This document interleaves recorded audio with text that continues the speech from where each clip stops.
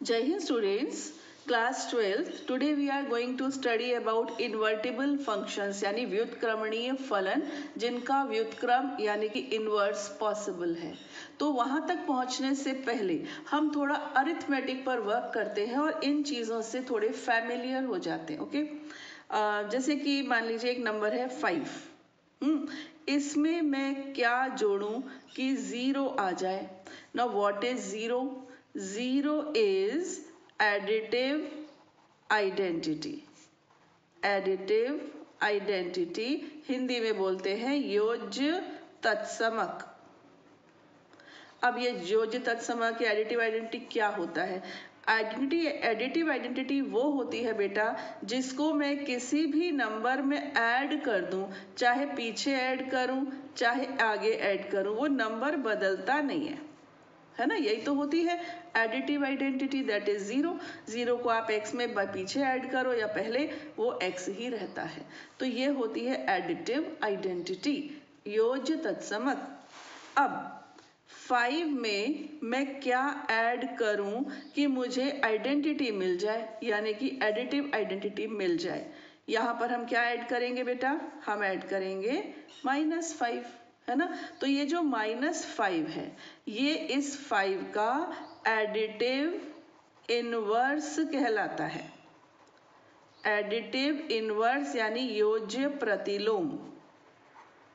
Okay, कहने का अर्थ है अगर हम एक संख्या में उसका योज्य प्रतिलोम यानी कि एडिटिव आइडेंटिटी को जोड़ दें तो एडिटिव इनवर्स को जोड़ दें तो हमको एडिटिव आइडेंटिटी मिल जाती है। इस चीज को समझते चलो, कुछ खास नहीं है। 5 में हम क्या जोड़ें कि एडिटिव आइडेंटिटी मिल जाए, दैट इज -5। अब -5 क्या है? एडिटिव इनवर्स यानी कि योज्य प्रतिलोम। तो x का योज्य प्रतिलोम -x है और -x का योज्य प्रतिलोम x है, और ये मिलती है हमको एडिटिव आइडेंटिटी को हम जब किसी भी नंबर में जोड़ते हैं तो वो नंबर चेंज नहीं होता। सिमिलरली हम मल्टीप्लिकेटिव आइडेंटिटी की बात करते हैं। 5 में हम किससे मल्टीप्लाई करें कि हमको 1 मिल जाए? What is 1? 1 is multiplicative identity. Multiplicative identity यानी कि गुणन तत्समक। ये क्या करता है? अगर मैं x को 1 से मल्टीप्लाई करूं या 1 को x से मल्टीप्लाई करूं, मेरा नंबर मुझे एज इट इज मिल जाता है। इस तरीके के किसी भी नंबर को हम मल्टीप्लिकेटिव आइडेंटिटी यानी गुणन तत्समक कहते हैं। अब मैं 5 को किससे मल्टीप्लाई करूं कि मुझे मल्टीप्लिकेटिव आइडेंटिटी मिल जाए? सोच पा रहे हो? मैं मल्टीप्लाई करूंगी बेटा 1/5 से।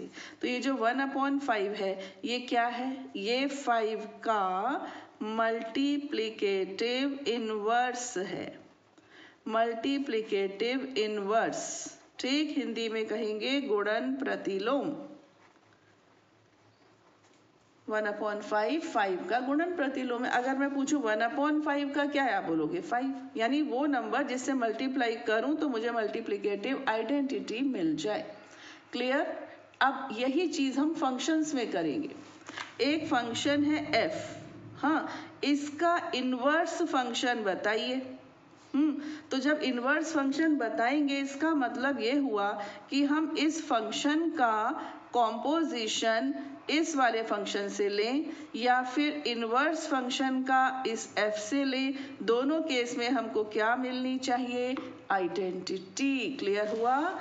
इसमें हम क्या जोड़ें कि आइडेंटिटी मिले, इसमें हम क्या मल्टीप्लाई करें कि आइडेंटिटी मिले, और ये जो अपना फंक्शन चल रहा है, फंक्शन के केस में क्या होगा? हम इस फंक्शन का किसके साथ कॉम्पोजिशन निकालें कि हमें आइडेंटिटी फंक्शन मिले, या फिर उल्टा।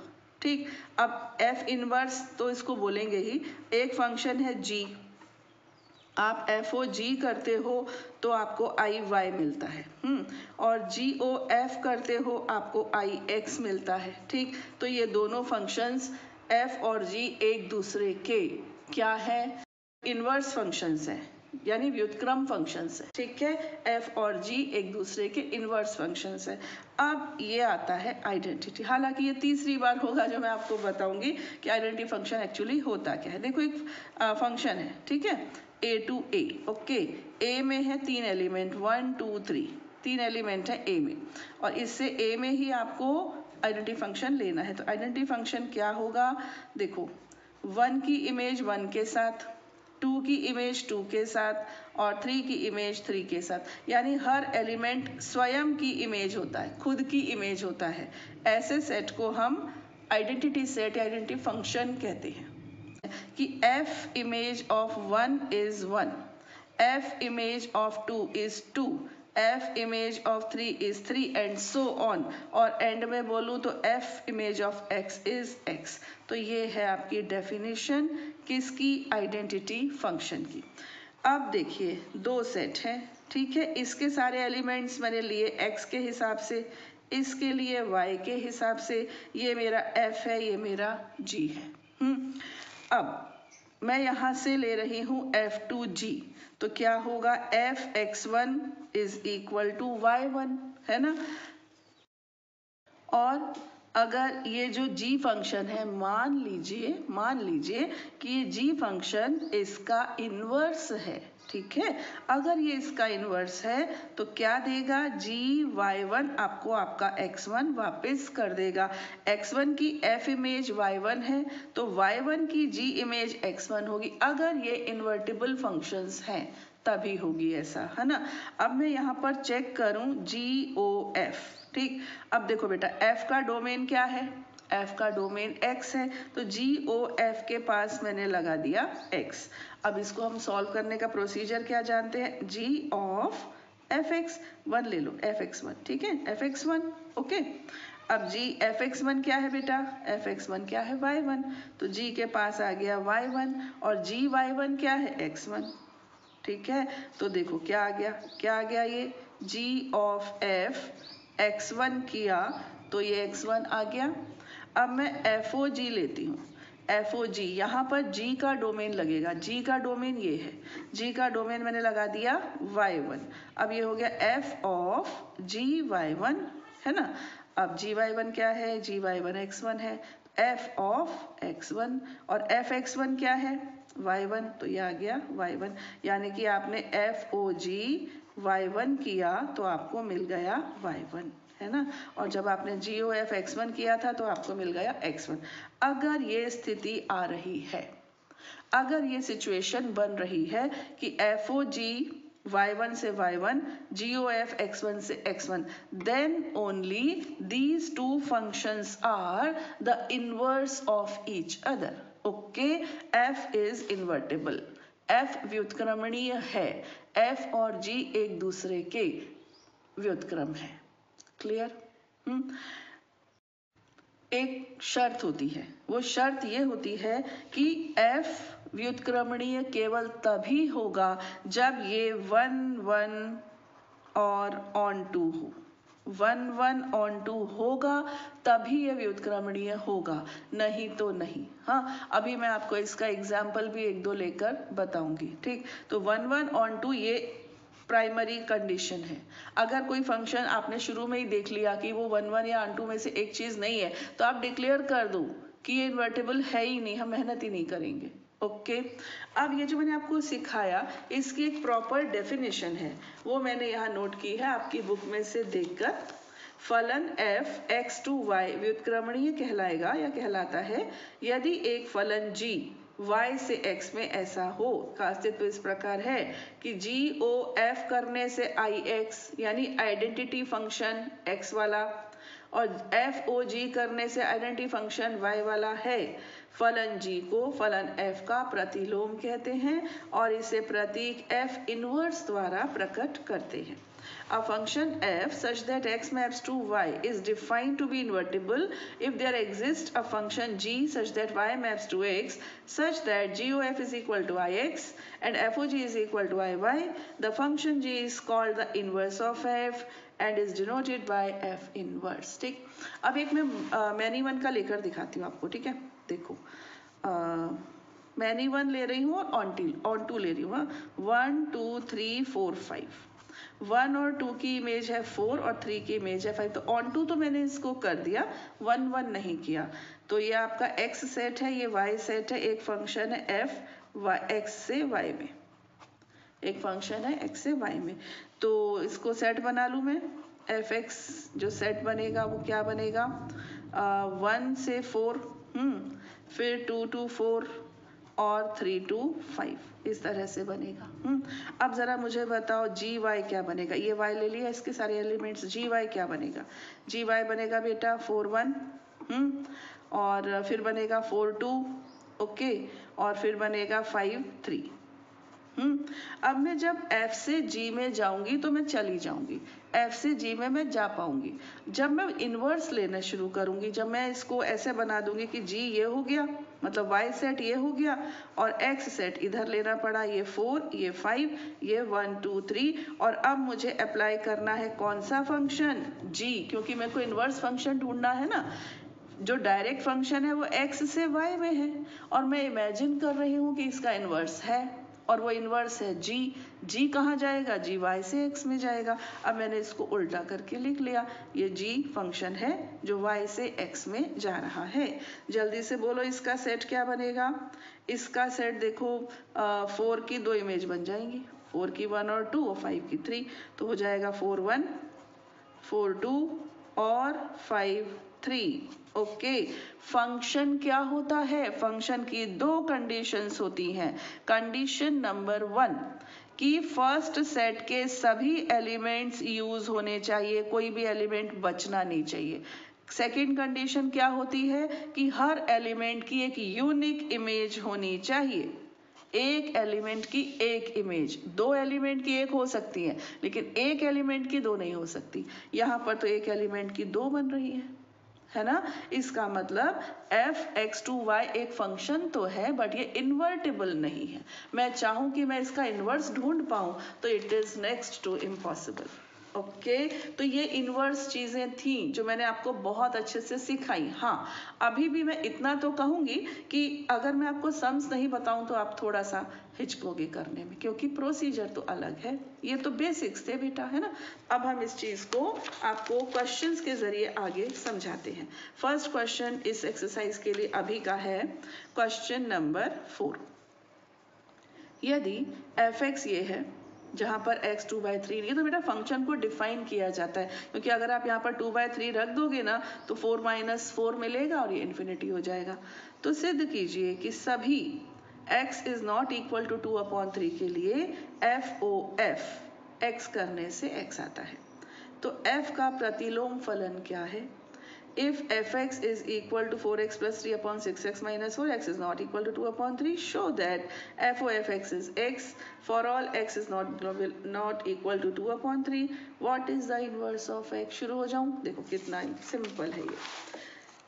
Question number 4, f(x), just a minute, f(x) is 4x plus 3 over 6x minus 4 where x is not equal to 2/3। आपको बोल रहे हैं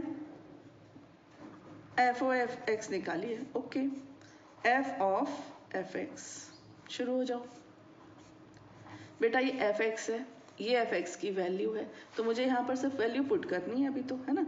यहाँ मैंने लिख दिया 4x plus 3 over 6x minus 4, ठीक है। अब मुझे बताओ, अब मुझे क्या करना चाहिए, मैं आपको बता रही हूँ। अगर आप थोड़ा सा भी अटक रहे हो तो मेरी प्रीवियस वीडियो जिसका लिंक मैं देने वाली हूँ इसके डिस्क्रिप्शन बॉक्स में, वो ज़रूर देखना, ठीक। क्या है ये फंक्शन f क्या कर रहा है, फंक्शन f क्या कर रहा है, जो भी इसको x दिया जाता है इसको 4 टाइम्स करके +3 करता है, न्यूमरेटर बना देता है।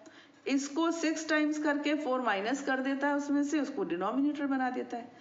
अब ये इतना लंबा चौड़ा मेरा x है, लेकिन ये काम तो f के तरीके से करेगा। f का काम क्या है, पहले अपने वाले x को 4 से मल्टीप्लाई करना। तो 4 से पहले मैं इस पूरे को मल्टीप्लाई कर दूं, 4x plus 3/6x minus 4। इसके बाद क्या करूं, +3, ठीक है, +3 अपॉन का साइन लगाऊं, अब क्या करूं, इस जो x है ना उसको मैं 6 से मल्टीप्लाई करूं, तो ये 6 से कर दो, 4x + 3 ओवर 6x - 4, और फिर क्या करूं, इसको -4 कर दो। ठीक, स्टार्ट करते हैं। देखो बेटा, इसको अपॉन 1 समझ लिया जाए, है ना। एलसीएम आएगा 6x - 4, यहाँ भी और यहाँ भी तो समझो कैंसिल हो गया। सीधे कर रही हूँ, हाँ। क्या हो जाएगा ये देखो, 16x + 12। क्या होता है, 12th के बच्चों से हम उम्मीद करते हैं कि वो डायरेक्ट चीजें सीख जाएंगे, समझ लेंगे। तो 18x - 12, यहाँ पर क्या होगा, 24x + 18 - 24x + 16, ये कैंसिल। 16 + 18 से हो गया 34x, ये कैंसिल, और ये हो गया 34। कैंसिल किया तो क्या आ गया, x आ गया। x क्या है, अगर आप fx, आपको x मिल रहा है यानी आइडेंटिटी सेट में से आया है, आइडेंटिटी फंक्शन है। ठीक, तो ये आया कहाँ से, FOF करने से x आ गया। इसका मतलब f ही खुद का इन्वर्स है। समझ गए आप, ये क्या है, आप लिखेंगे f is the inverse of itself. ठीक है, f का प्रतिलोम, या प्रतिलोम ही ठीक है, प्रतिलोम f स्वयं है। ठीक, f का प्रतिलोम f खुद है। Come to the question number 5। कारण सहित बतलाइए कि क्या निम्नलिखित फलनों के प्रतिलोम हैं। State with reason whether following functions have inverse. तो ये 3 फंक्शंस हैं बेटा, आपको बताना है कि क्या इनके इनवर्स पॉसिबल हैं। तो मेरी तो आपको ये सलाह है कि आप 1, 1 और 2 चेक कर लो, और डिक्लेयर कर दो कि है या नहीं है। और अगर आपको पूरा फंक्शन से ही करके दिखाना है तो वो लॉन्ग प्रोसीजर है। ठीक है, क्वेश्चन 5 का फर्स्ट पार्ट है, f such that 1, 2, 3, 4 and it maps to 10, जहां पर f is equal to 110, 210, 310 and 410। और बस इतना ही है।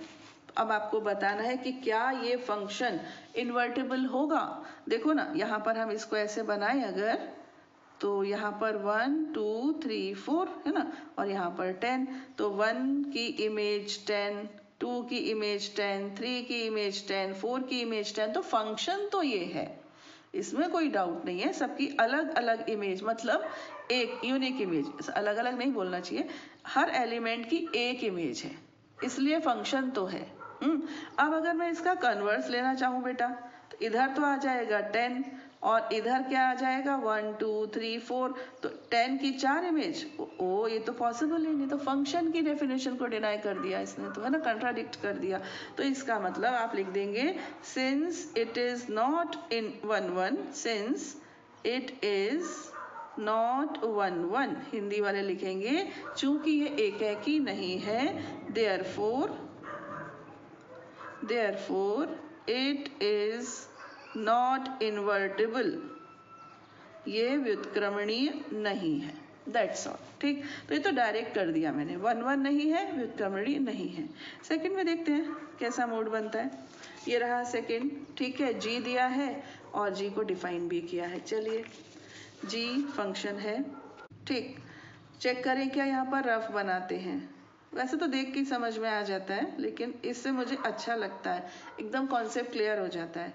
1, 2, 3, 4, 5 जा रहा है 4 पे, ओके, 6 3 पर, ठीक है, 7 भी 4 पर, ओके, और 8 2 पर। बच्चा बच्चे सुनो, क्या है कि ये मैनी 1 है ना, और इनटू है। मैनी 1 और इनटू दोनों ही बातें हमारी बेकार हो रही, जबकि 1, 1 और 2 होना चाहिए। तो मैनी 1 इनटू है, बहु एक और आच्छादी नहीं, तो ये तो है ही नहीं।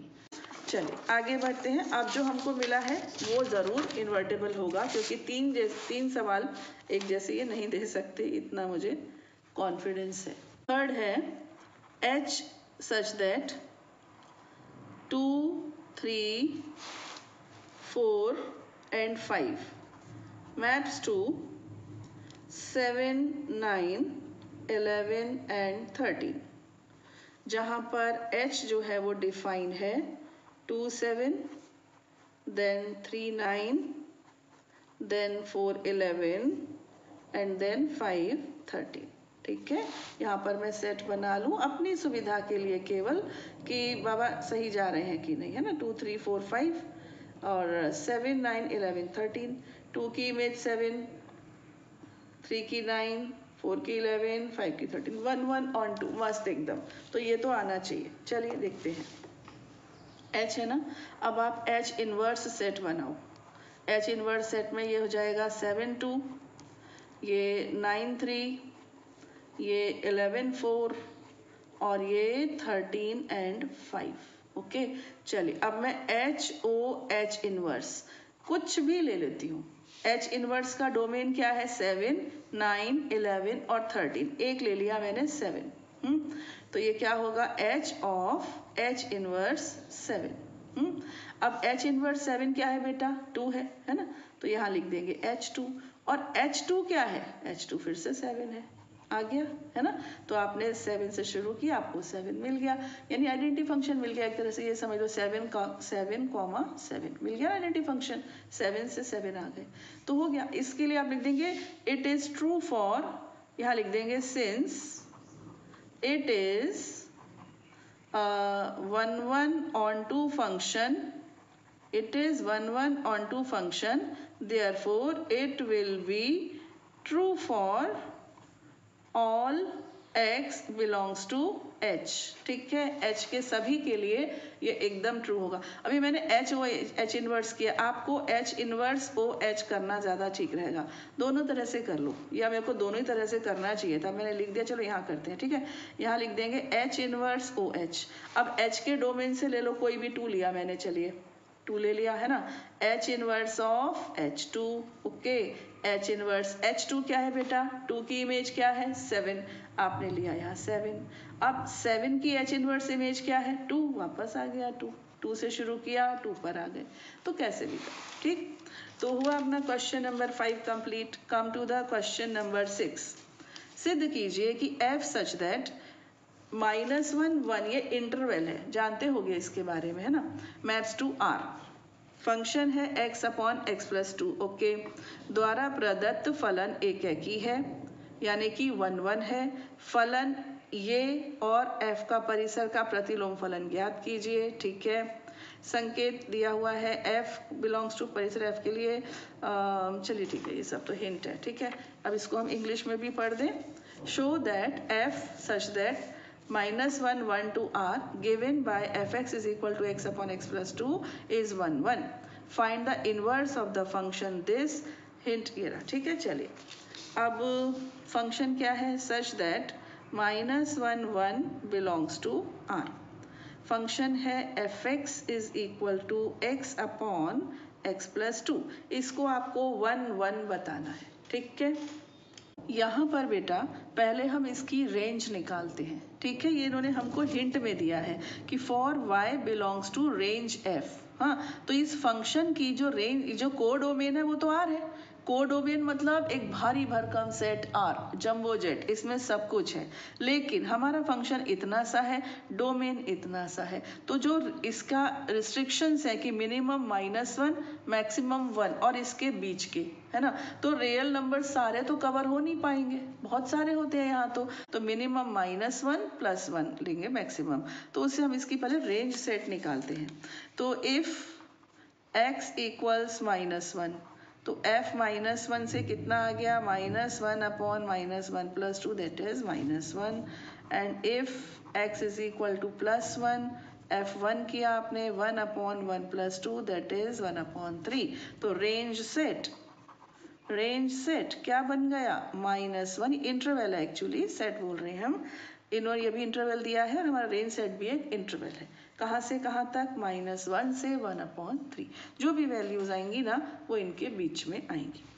अब क्या है, हमको करना क्या है, हमसे कह रहे हैं इसको पहले 1 1 बताइए। चलिए ठीक है, 1 1 तो बहुत ईजी, याद है कि नहीं, याद है कि नहीं, हम कैसे करते थे, fx1 is equal to fx2 रखते थे, है ना। अगर x1 is equal to x2 आ गया तो ठीक है 1 1 है, नहीं तो नहीं है, रखते हैं। x1 upon x1 plus 2 is equal to x2 upon x2 plus 2। Okay, cross multiply किया, x1 x2 plus 2x1, x1 x2 plus 2x2, ये कैंसिल, क्या रह गया, 2x1 is equal to 2x2, it implies x1 is equal to x2। तो ये तो हो गया 1 1 तो हो गया, लिख लेना, देयरफॉर इट इज 1 1। इसके बाद वो कह रहे हैं फाइंड द इनवर्स। 1 1 है ना, ऑन टू को चेक मत करो, मान लो कि होगा, क्योंकि सब डिफरेंट है और ये सेट भी जो है वो जो फंक्शन है वो भी बहुत क्लियर कट है, तो हम ऑब्वियस में मान लेते हैं कि ऑन टू भी है।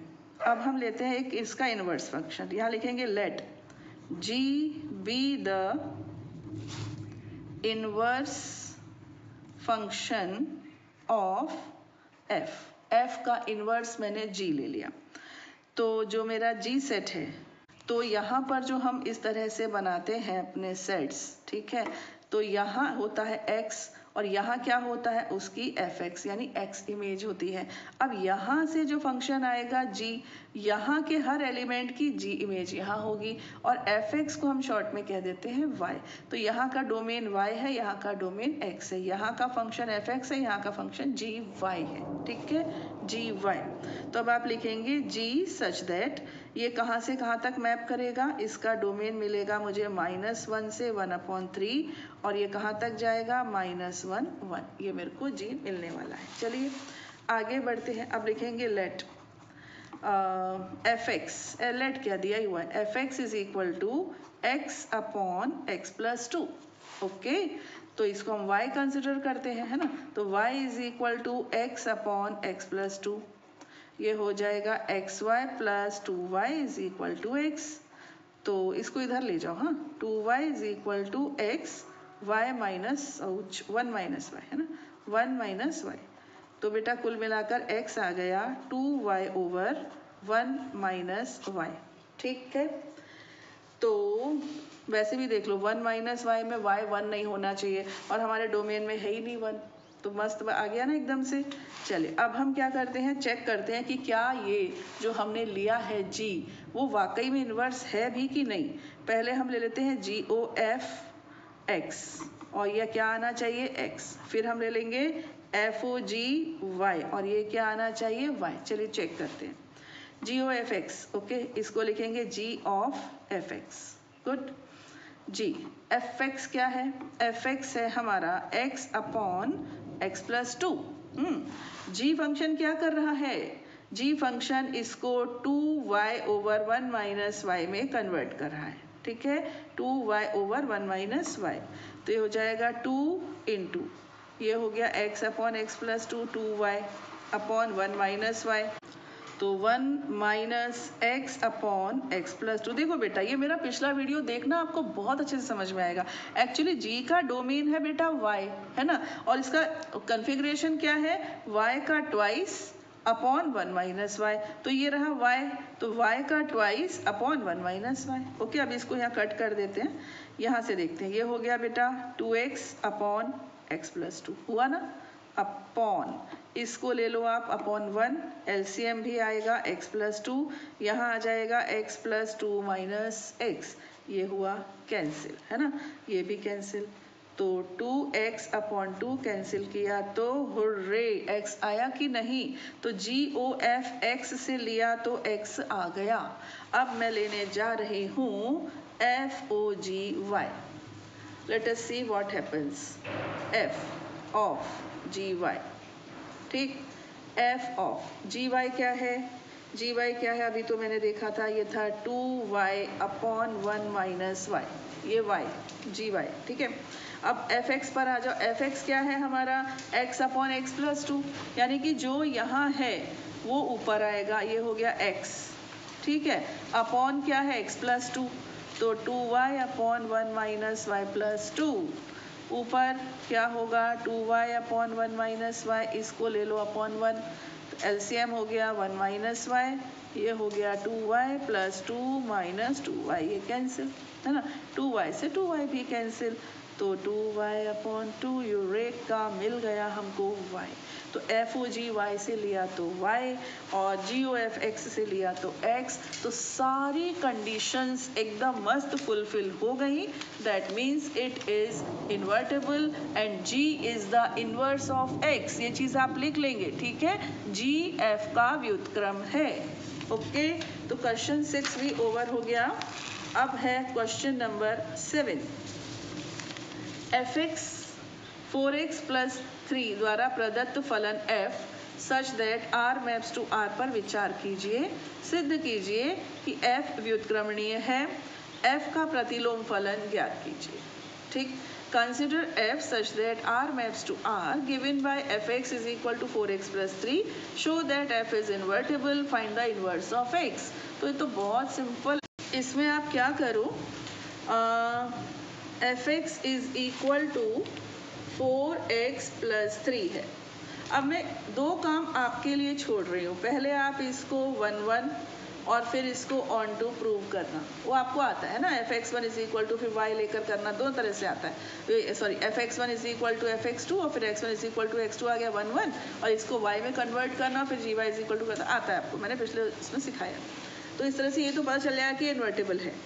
अब हम इसका इन्वर्स ज़रूर ज्ञात करेंगे। हमारा जो फंक्शन है वो कहाँ से कहाँ जा रहा है, r से r, तो इशू ही नहीं है, कोई टेंशन ही नहीं, और यहाँ भी प्लस है तो कोई इशू नहीं है। ठीक, अब हम लेते हैं यहाँ पर let g be the inverse of y। बेटा आप पहले ये प्रूव करके उसको बोलोगे इन्वर्टिबल है, उसके बाद ये काम होगा। Let g be the inverse of y।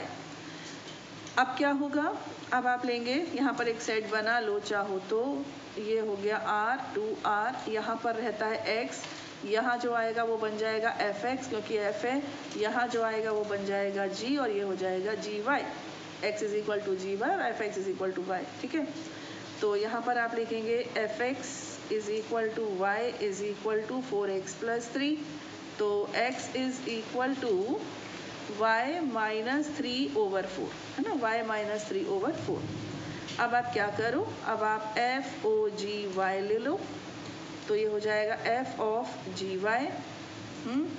तो f जी वाई क्या है, y माइनस 3 अपॉन 4। देखो ये जो x है यही जी वाई है, आपको सिखाया अभी मैंने, तो ये जो x आया यही जी वाई है, ये हो गया। अब फंक्शन का क्या कॉन्फ़िगरेशन है, फंक्शन कहता है जो मुझे x दिया जाएगा मैं इसको 4 गुना करके उसमें 3 जोड़ दूंगा। अब आप f को ये सब दे रहे हो तो इसको क्या करने वाला है, वो 4 गुना 4 से मल्टीप्लाई करने वाला है और प्लस करने वाला है 3। कैंसिल किया, y माइनस 3 प्लस 3 से आपको क्या मिल गया y, F o g Y से आपको y मिल गया, बन गया काम, है ना। इसके बाद अब क्या करते हैं, अब हम करते हैं जी ओ एफ वाई।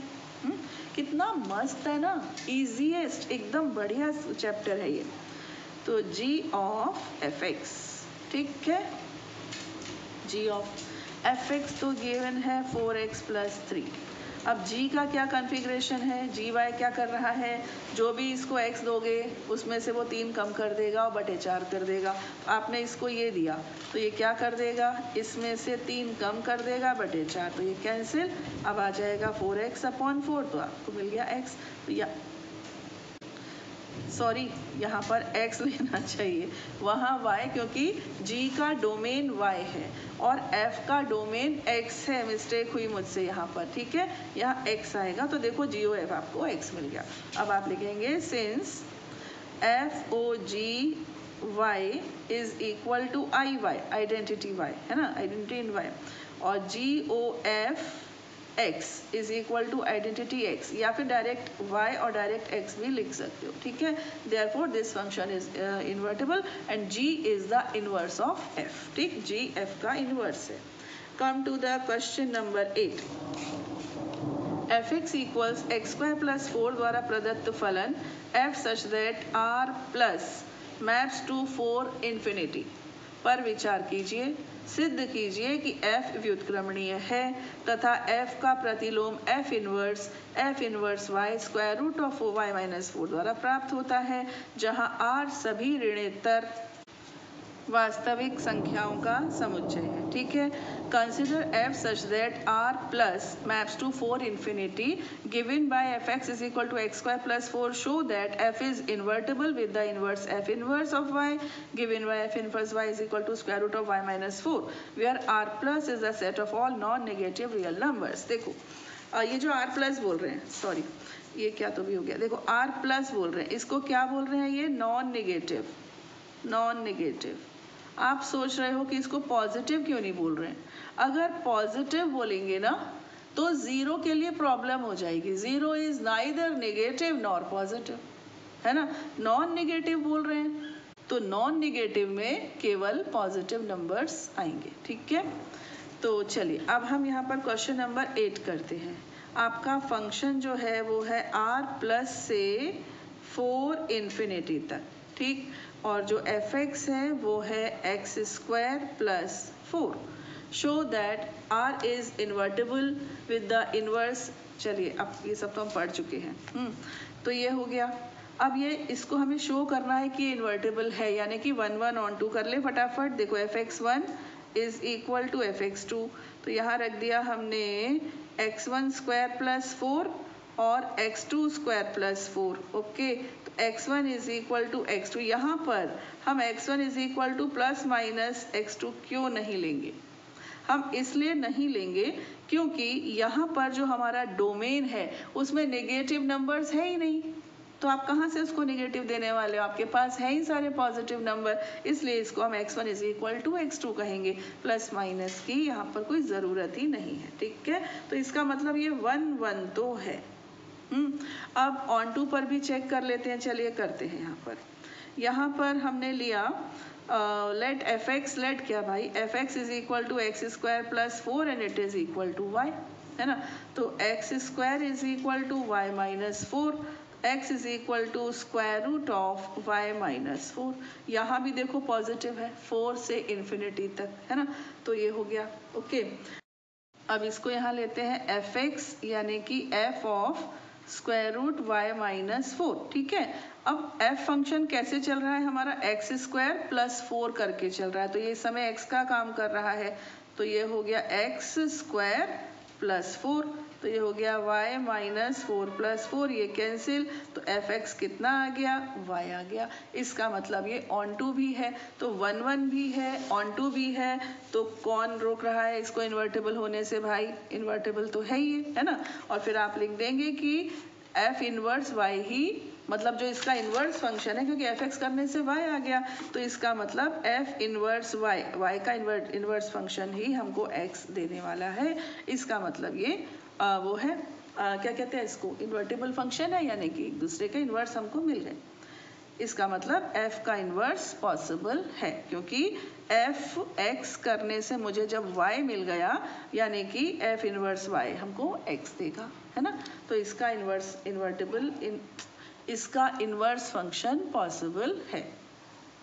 तो चलिए अब हम इसको प्रूव करते हैं कि इन्वर्टिबल कैसे है। देखिए f इनवर्स y से मुझे y मिलना चाहिए, और f इनवर्स f लेने से मुझे x मिलना चाहिए। ठीक है, तो ये क्या हो जाएगा, f of f inverse y।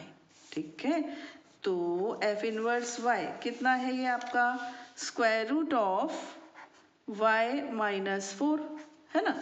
अब f का काम क्या है, ये इसके पास जो भी होता है उसका स्क्वायर करता है और प्लस 4 कर देता है, यानी कि square root of y minus 4 को स्क्वायर करेगा और प्लस 4 कर देगा, यानी कि y माइनस 4 प्लस 4। देखो आपको y आपका सहसंबंध वापस। ठीक है, अब यहाँ आ जाओ, इसको आप लिखोगे f इनवर्स ऑफ fx, ठीक है ना।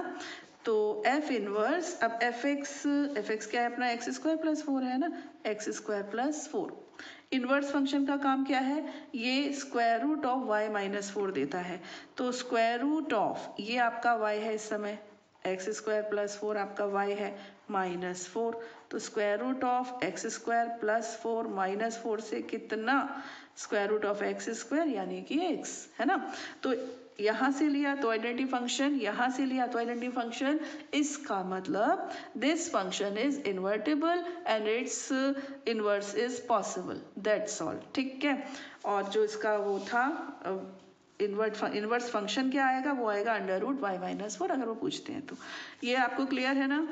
आपको जो इसमें बोला जाता है आर प्लस में नॉन नेगेटिव आएंगे, यानी कि इसमें जीरो आएगा।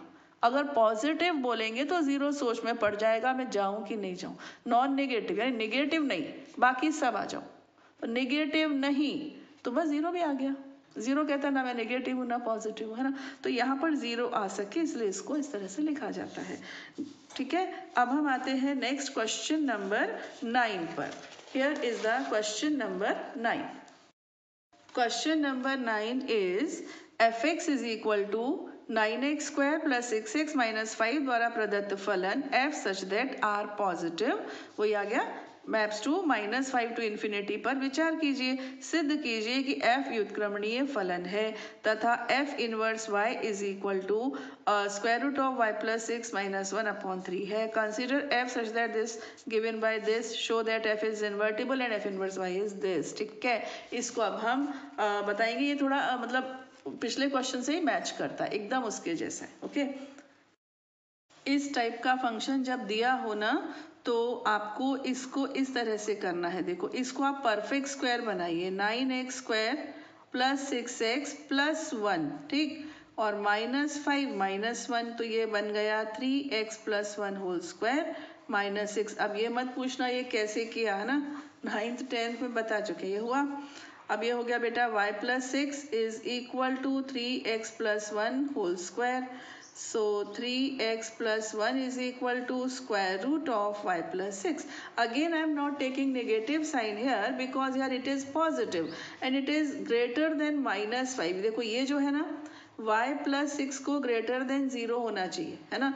और ये क्या आ गया, y is greater than -6, और ये क्या है माइनस, ये ब्रैकेट क्या कहता है कि जो इसमें हमको दिया हुआ है वो है y should be greater than और इक्वल टू -5। तो -5 हो सकता है और -6 नहीं होना चाहिए था। तो हमारा ये जो डोमेन है ये परफेक्ट है। ये जो अभी कोडोमेन है ना, और जो डोमेन है वो तो हमारा पॉजिटिव है ही, तो यहाँ पर हम नेगेटिव नहीं लेंगे, ओके, क्योंकि हमको जो ये है ये पॉजिटिव है। Now x is equal to square root of y plus 6 minus 1 upon 3। अब हमको बताना है कि ये इन्वर्टिबल है या नहीं।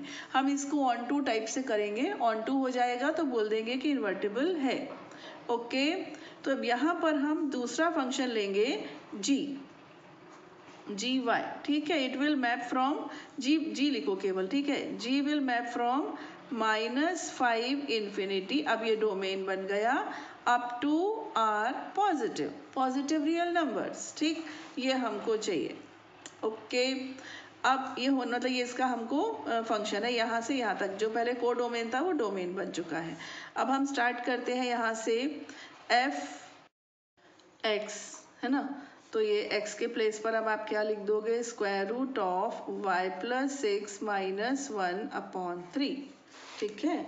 अब y का f का कन्फिग्रेशन कैसा चलता है, 9 इंटू एक्स स्क्वायर, तो ये अभी x है पूरा आपका 9 इंटू एक्स स्क्वायर, यानी कि square root of y plus 6 minus 1 upon 3 whole square, ठीक है।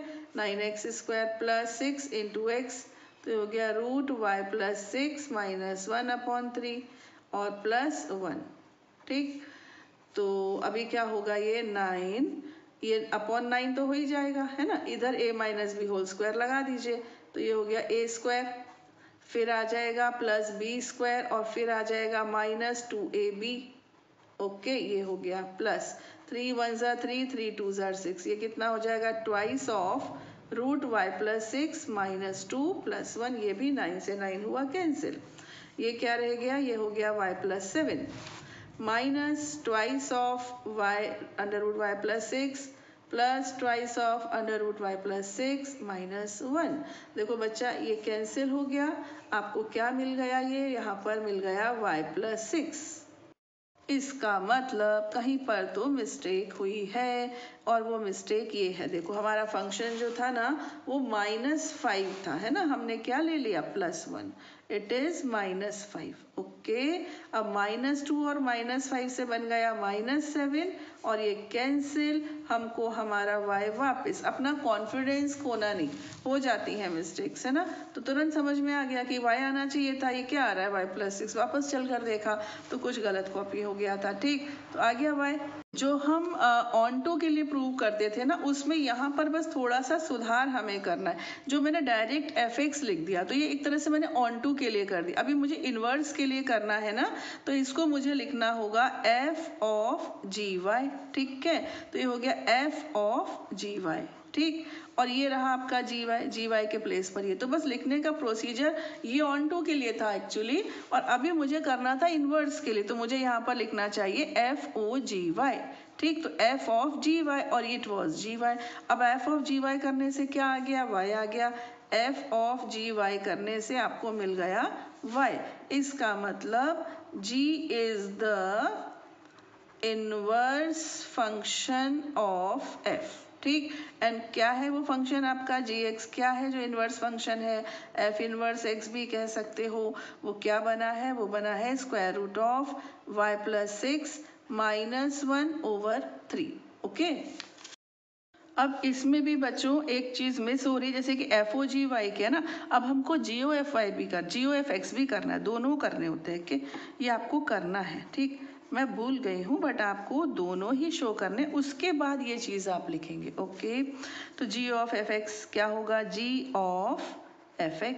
ओके, G ऑफ आपका FX क्या है, आपका FX देखो ओरिजिनली तो ये है ना, ये वाला, बट हमने इसको कन्वर्ट ऐसे किया तो हम ये वाला लिख लेते हैं। ओके, ये इजी है, तो ये हो जाएगा 3x + 1 whole square -6। Got it. अब g फंक्शन पर आ जाइए। g फंक्शन क्या कर रहा है, आप जो भी लेंगे उसको स्क्वायर रूट में डाल के +6 करेगा। ओके, इसको हम स्क्वायर रूट में डालकर +6 कर देते हैं, तो ये हो जाएगा 3x + 1 होल स्क्वायर -6, तो ये खुद है, इसको करना है +6, समझे आप, स्क्वायर रूट ऑफ y+6, तो जो y था वो लिखा +6, इसके बाद क्या करना है -1 और अपॉन में लाना है आपको 3, तो स्क्वायर रूट के अंदर ये कैंसिल हो गया बेटा। अब देखो ये स्क्वायर बचा ना स्क्वायर रूट के अंदर, चलो एक स्टेप बढ़ा लेते हैं, कितना हो गया ये 3x + 1 होल स्क्वायर, फिर बाहर वेट कर रहा है -1/3। अब यहाँ से स्क्वायर रूट और स्क्वायर का साइन निरस्त हो जाएंगे, क्या हो जाएगा ये 3x + 1 फिर -1/3, दिख गया आपको आंसर आता हुआ, है ना, तो आपको मिल गया x। ठीक, मिलना ही था वो तो, चलो मिल गया, अच्छी बात है। तो कुल मिलाकर पहले आप ये भी करना, फिर बच्चों ये 2 लाइन्स आप लिखना कि yes it is inverse of blah blah. Come to the question number 10। अब मैंने क्या सोचा कि वीडियो हो रहा है काफ़ी लंबा, तो इसके लिए हम अब कुछ क्वेश्चन जो आगे के हैं वो सॉल्व कर रहे हैं आपके लिए, है ना, तो जरा जल्दी हो जाएगा। मान लीजिए कि f such that x maps to y एक व्युत्क्रमणीय फलन है, सिद्ध कीजिए कि f का प्रतिलोम फलन अद्वितीय यानी यूनिक है। Let f such that x maps to y be an invertible function, पहले ही बोल दिया इन्वर्टिबल है। Show that f has unique inverse, ये चीज़ हम जानते हैं, ये चीज़ हम जानते हैं कि इन्वर्स यूनिक होता है। चलो हिंट क्या दी है, कल्पना कीजिए कि f के 2 प्रतिलोम फलन g1 तथा g2 हैं, तब सभी के लिए ये, चलो मैं समझा दूंगी, अभी समझाते समझाते आपको सब क्लियर हो जाएगा। ओके, ये देखिए students, I have done this question number 10। उन्होंने पहले ही, देखो मैं इसको रेड कलर के पेन से लेती हूँ, हाँ, उन्होंने पहले ही कह दिया कि ये इन्वर्टिबल फंक्शन है। इन्वर्टिबल में यानी व्युत्क्रमणीय में 2 बातें आ गई कि ये फंक्शन आपको बोला नहीं गया लेकिन ये 1 भी है और ये ऑन टू भी है, सिंपल है ना। तो और कौन सा f, हाँ, अब इसके वो कह रहे हैं कि बताओ एक ही है क्या इनवर्स, हमने ले लिए नहीं जी 2 है। अब हम कंट्राडिक्ट कर देंगे कि नहीं ऐसा नहीं, हमने गलत सोचा था, एक ले लिया हमने g1 और दूसरा ले लिया g2। अब ये हो गया यहाँ तक, ठीक है, हिंदी में कर दिया। हाँ, अब देखिए y में जितने भी y हैं y में ये जो डोमेन कोडोमेन फंक्शन है सेट है, y में जितने भी y हैं उनके लिए FOG1y और FOG2y दोनों ही हमको आइडेंटिटी देनी चाहिए, क्योंकि हम क्या कह रहे हैं कि G1 भी इसका इन्वर्स है और G2 भी, तो G1 के साथ भी इसको आइडेंटिटी फंक्शन देना चाहिए और G2 के साथ भी। ओके, यानी ये दोनों इक्वल होने चाहिए, है ना। अब बाहर कौन सी है, F, और F कैसी है, इन्वर्टिबल, बोल दिया ना, व्युत्क्रमणीय, यानी कि आप जानते हो 1 1 में क्या होता है, if fx1 is equal to fx2 it implies x1 is equal to x2, बेटा यही होता है ना। तो अगर f this is equal to f this, यानी कि this is equal to this, ये G1 is equal to G2 देगी। तो G भी एक है, कहने G भी 1 1 आ गई 1 1, है ना। तो इसका मतलब f की केवल एक ही इमेज आई बाबा, दो नहीं आई, यानी कि f का एक ही इनवर्स आया, दो नहीं आए।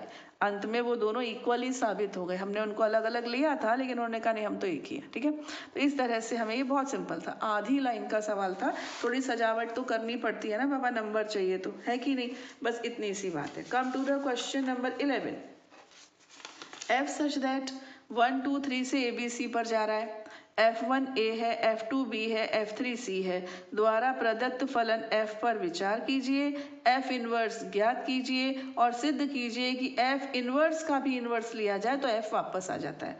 Consider f like this given by this much, find f inverse and show that inverse of f inverse is f itself। Okay, चलिए ये भी बच्चों मैंने यहाँ पर सॉल्व किया, ये तो ऊपर क्वेश्चन ही लिख दिया, आप देख लो, आपको कॉपी करना हो तो, है ना। अब ये फंक्शन है और g कैसा है, इसका कन्वर्स है, ऐसे है, तो GA1 है, GB 2 है, GC 3 है, क्योंकि F1 A था तो A का 1 होगा, 2B था तो उल्टा होगा, ऐसे, है ना। ये हमने यहाँ पर बच्चों मेंशन कर दिए। अब आप FOGA लोगे, करके देखना, ये आपको वो A आएगा, B लोगे तो B आएगा, C लोगे तो C, उल्टा करो, GOF का लोगे 1 2 3 तो आपको 1 2 3 ही मिलेगा। इसका मतलब GOF से आइडेंटिटी फंक्शन, FOG से भी आइडेंटिटी फंक्शन, जहाँ पर x ये है और y ये है, इसका मतलब f का इनवर्स f इनवर्स है और उसको हम थोड़ी देर के लिए g कह रहे हैं, सिंपल, ठीक। अब f इनवर्स कहाँ से कहाँ तक जाएगा, उल्टा होता है ना, ABC से 1 2 3, तो इस तरह से इसकी इमेजेस हमने यहाँ पर लिख ली। कहने का अर्थ है जो बेटा हमने g के टर्म्स में लिखा था ना, GA, अब लिख रहा f इनवर्स से, इसका नाम अब हमने f इनवर्स इसको वापस दे दिया, ये लिख लिया। अब let us now find the inverse of f inverse. अब हम f इनवर्स का इनवर्स लेंगे, यानी पूरी प्रोसीजर फिर से उल्टी हो जाएगी, तो उसको हमने ले लिया। Find the inverse of g, यानी कि f इनवर्स यानी g की बात है ना, तो या तो f इनवर्स बोल दो या g बोल दो, तो उसको ले लिया हमने h, ठीक। अब देखो, सुनना ध्यान से, f कहाँ से कहाँ जा रहा था, 1 2 3 से ABC, g कहाँ से गया, इनवर्स कहाँ से गया, इनवर्स गया ABC से 1 2 3, देखो f इनवर्स कहाँ से कहाँ तक गया, ये गया ABC से 1 2 3 तक। अब हम इसका भी इनवर्स ले रहे हैं, इनवर्स का भी इनवर्स, तो ये वापस होगा, है ना, इसका इनवर्स ले रहे हैं तो ये क्या होगा, वापस 1 2 3 से ABC तक जाएगा। और ये जो f इनवर्स का इनवर्स है, इसको थोड़ी देर के लिए हमने h बोल दिया है, जिससे कि लिखने की प्रॉब्लम सिंप्लीफाई हो जाए।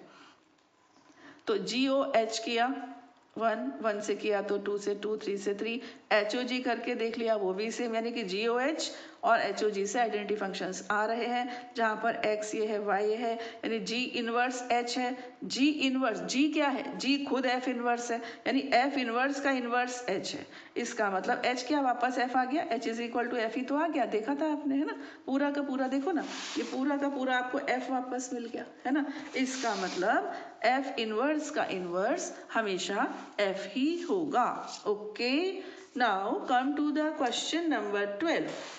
क्वेश्चन नंबर 12 इज, मान लीजिए कि कि f such that x maps to y एक व्युत्क्रमणीय फलन है। सिद्ध कीजिए कि f इनवर्स का प्रतिलोम f है, अर्थात f इनवर्स का इनवर्स भी f है। Let f such that x maps to y be an invertible function. Show that the inverse of f inverse is f, that is f inverse of f inverse is f। बच्चों देखो यहाँ पर क्या था, यहाँ पर इन्होंने हमको सेट दिए थे, हमने चेक किया था कि ये 1 1 on 2 है यानी इन्वर्टिबल है, ये एक एक आच्छादी है यानी कि ये व्युत्क्रमणीय है। बस इतना सा फर्क है। यहाँ पर ये दे रहे हैं कि व्युत्क्रमणीय है, ये हमको बोल रहे हैं कि दीज आर इन्वर्टिबल फंक्शंस। बस इतना सा फर्क है। यहाँ पर प्रैक्टिकली एक सेट दे दिया था और यहाँ पर कह रहे हैं कि इन्वर्टिबल है, मानकर चलो।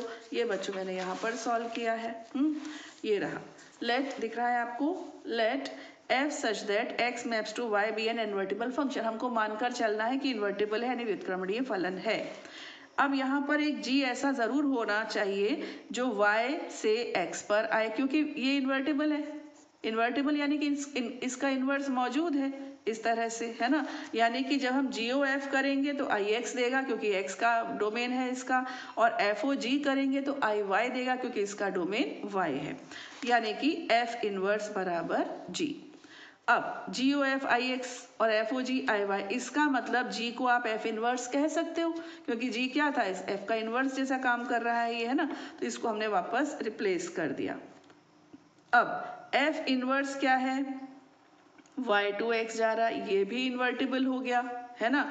और f क्या था, f का इनवर्स क्या था, f इनवर्स। यानी कि f इनवर्स का जब हम इनवर्स लेंगे तो वो f आएगा ही आएगा, क्योंकि f इन्वर्टिबल है, ये हमको गिवन था। ठीक है, f इनवर्स इन्वर्टिबल है, ये हमने अभी अभी देखा, क्योंकि हमने देखा वो उस ग्रेडियंट, वो हमको आइडेंटिटी फंक्शन दे रहा है। f इनवर्स f के साथ x दे रहा है और f इनवर्स के साथ y में दे रहा है ना। तो इसका मतलब f इनवर्स भी इन्वर्टिबल है। और जब हम f इनवर्स का इनवर्स करते हैं बेटा, तो जैसे कि f x टू y था, f इनवर्स किया तो हो गया y टू x, और फिर जब हम f इनवर्स का इनवर्स कर रहे हैं, ये फिर से x टू y जा रहा है ना। यानी कि कुल मिलाकर इनवर्स का इनवर्स f होगा। ठीक है, नाक सीधे हाथ से पकड़ो या घुमा के पकड़ो, पकड़ोगे तो नाक ही। चलिए क्वेश्चन नंबर 13, ये ऑब्जेक्टिव टाइप है। यदि f such that r maps to r fx ये दिया हुआ है, ठीक है, तो FOFX बताइए। ये थोड़ा इंटरेस्टिंग टाइप का आ गया। आपका fx क्या है, 3 minus x cube whole to the power 1/3, ये है ना बेटा fx, है ना। आपको क्या चाहिए, आपको f ऑफ fx चाहिए, यानी कि f ऑफ fx इस तरह से लिख लो। f ऑफ fx क्या होगा, fx होगा 3 minus x cube whole to the power 1/3, ये होगा। अब ये जो है ना बेटा, ये पूरा, अब ये आपका x बन गया। अब फिर से f लगाओ। अब f की कलाकारी क्या है, f की कलाकारी ये है कि 3 माइनस एक्स क्यूब, पहले तो इसको करते हैं 3 माइनस, और ये x है, ये पूरा x है आपका इतना बड़ा चौड़ा। तो देखो 3 माइनस एक्स क्यूब की पावर 1/3 बेटा, ये पूरा x है, और इसका मुझे करना है क्यूब, क्योंकि ये क्या करता है 3 माइनस एक्स क्यूब, और ये पूरा x है, तो ये पूरा x और उसका क्यूब। इतना करने के बाद फिर वो इसका करता है 1/3, तो बाहर मैं ब्रैकेट लगा दूं 1/3 का। Got it. अब देखो क्या हुआ, यहाँ से ये कैंसिल हो गया, ब्रैकेट के अंदर एक तो ये 3 है, माइनस यहाँ से क्या है 3 प्लस एक्स क्यूब और होल टू दी पावर 1/3, 3 से 3 cancel, x cube to the power 1/3 ये भी कैंसिल, यानी कि x, तो x इसमें है, गुड, ये रहा C। ठीक है, नाउ इसके ऑप्शंस मैंने कहाँ लिखे हैं, इसके ऑप्शंस मैंने यहाँ लिखे हैं। ये रहे। चलिए देखते हैं। मान लीजिए कि f(x) is equal to 4x upon 3x plus 4 द्वारा परिभाषित एक फलन f जिसमें r, ये तो बेटा ये इसकी फंक्शन की डेफिनेशन होती है, क्योंकि देखो ना, अगर आप यहाँ पर -4 अपॉन 3 लिख दोगे, 3 से 3 कैंसिल, -4 प्लस 4 से हो जाएगा 0, फंक्शन हो जाएगा अनडिफाइंड, इसलिए इनके लिए ज़रूरी है ये लिखना। तो इन्होंने ये हमको लिख के दिया। f का प्रतिलोम यानी कि प्रतिचित्र map f g such that परिसर f, इसका जो रेंज f है वहां से ये आए, मतलब ये पूरा r नहीं ले रहे हैं, रेंज ले रहे हैं, f की रेंज, ठीक है, r के कुछ एलिमेंट्स इसमें आएंगे रेंज में, और ये वापस कहाँ जा रहा है, अब ये कोडोमेन जो है, रेंज जो है हमारा डोमेन बन गया और ये बन गया कोडोमेन। इसमें से किसके द्वारा प्राप्त होगा, तो बच्चों इतना सब जो है ना रायता इन्होंने फैलाया है, कुल मिलाकर इसमें आपको करना क्या है वो देख लीजिए। आप लिखेंगे y is equal to 4x upon 3x plus 4, आप तो बस इतना देख लो, ये दिया हुआ है, इसको आप x के मतलब x को सब्जेक्ट बना लो। ये क्या बन गया, देखो ये बन गया 3xy plus 4y is equal to 4x। अब इसको इधर ले जाओ तो 4y is equal to 4x minus 3xy, फिर ये हो जाएगा 4y, यहाँ से x ले लो कॉमन, क्या रह गया 4 माइनस 3y, तो फिर x कितना आ गया 4y अपॉन 4 माइनस 3y। आप ही बताइए, ऑब्जेक्टिव टाइप क्वेश्चंस में इतना टाइम कौन लगाता है कि हम पूरा ये देखें कि डोमेन से वो को डोमेन से रेंज क्या बनेगा, रेंज में कौन से एलिमेंट्स आएंगे, ये सब देखने की ज़रूरत नहीं है। तो किससे मैच किया, बी से, तो correct answer is B. In this way I have completed exercise 1.3 of this chapter. For binary operations and more operations we will meet in next video. Wait till then. Jai Hind.